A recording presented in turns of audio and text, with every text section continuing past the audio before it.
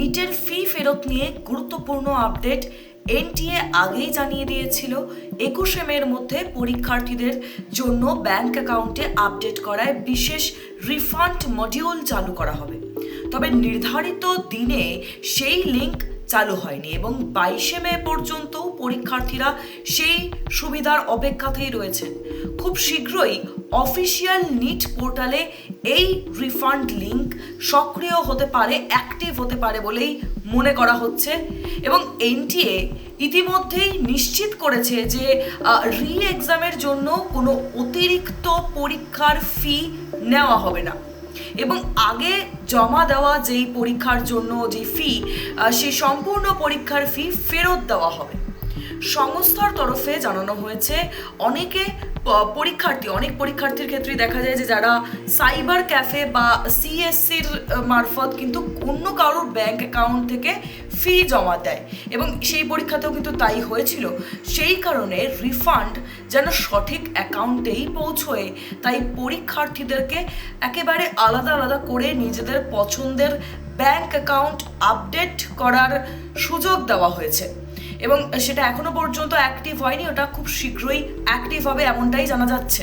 এর আগে 12 মে প্রকাশিত বিজ্ঞপ্তিতে এনটিএ জানিয়েছিল যে নতুন করে আবেদনপত্র জমা দিতে হবে না এবং পুরনো আবেদনই বৈধ থাকবে। পাশাপাশি এক্সাম সিটির যে প্রেফারেন্স তাও বজায় থাকবে। 19 মে 2026 এক্সান্ডেলে এক পরীক্ষার্থী এই বিষয়ে একটা কোয়ারি করে, রিফান্ড নিয়ে একটা প্রশ্ন করে। সেক্ষেত্রে এনটিএ তাতে স্পষ্ট জানায় যে সব পরীক্ষার্থীর ফি ফেরত দেওয়া হবে এবং প্রত্যেকে নিজেদের ব্যাংক অ্যাকাউন্টে আপডেট করার জন্য অপশন দেওয়া হবে, সেখানেই সমস্ত টাকা ঢুকবে এবং বর্তমানে কবে থেকে টাকা ফেরত দেওয়া শুরু হবে সেই বিষয়েও কোনো নির্দিষ্ট তারিখ ঘোষণা করা হয়নি, এমনটাই ওই টুইটারে কিন্তু লেখা ছিল। তবে রিফান্ড লিঙ্ক চালু হওয়ার পর পরীক্ষার্থীদের অ্যাপ্লিকেশন নাম্বার ও পাসওয়ার্ড দিয়ে লগ ইন করে তারপরে ব্যাংক অ্যাকাউন্ট ডিটেলস দিতে হবে, IFSC code O account holder তার নাম সেটা কিন্তু সঠিকভাবে দিতে হবে সেখানে। এরপরে অনলাইন রিফান্ড রিকোয়েস্ট সাবমিট করে কনফার্মেশন পেজ ডাউনলোড করে রেখে দিতে হবে এবং ভুল ব্যাংক তথ্য দিলে রিফান্ড কিন্তু দেরিতে হতে পারে, এমনটাই কিন্তু জানিয়েছিল এবং সতর্ক করেছে সংস্থা।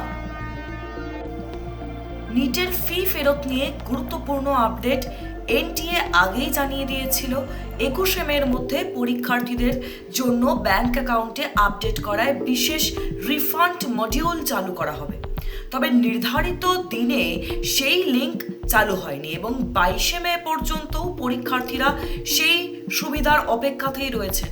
খুব শীঘ্রই অফিসিয়াল নিট পোর্টালে এই রিফান্ড লিঙ্ক সক্রিয় হতে পারে, অ্যাক্টিভ হতে পারে বলেই মনে করা হচ্ছে এবং এনটিএ ইতিমধ্যেই নিশ্চিত করেছে যে রি এক্সামের জন্য কোনো অতিরিক্ত পরীক্ষার ফি নেওয়া হবে না এবং আগে জমা দেওয়া যেই পরীক্ষার জন্য যে ফি, সেই সম্পূর্ণ পরীক্ষার ফি ফেরত দেওয়া হবে।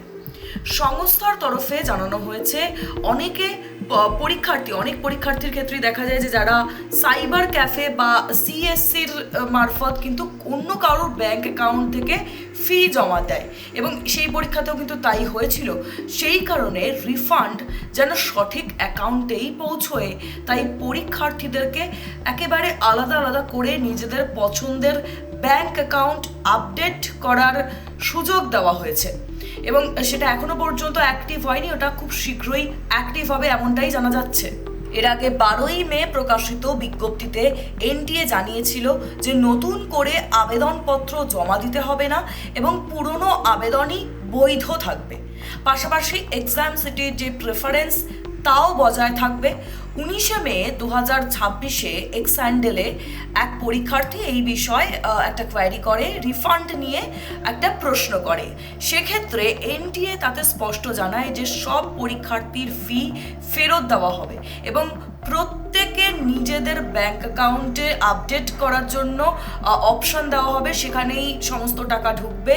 এবং বর্তমানে কবে থেকে টাকা ফেরত দেওয়া শুরু হবে সেই বিষয়েও কোনো নির্দিষ্ট তারিখ ঘোষণা করা হয়নি, এমনটাই ওই টুইটারে কিন্তু লেখা ছিল। তবে রিফান্ড লিঙ্ক চালু হওয়ার পর পরীক্ষার্থীদের অ্যাপ্লিকেশন নাম্বার ও পাসওয়ার্ড দিয়ে লগ ইন করে তারপরে ব্যাংক অ্যাকাউন্ট ডিটেলস দিতে হবে, IFSC code O account holder তার নাম সেটা কিন্তু সঠিকভাবে দিতে হবে সেখানে।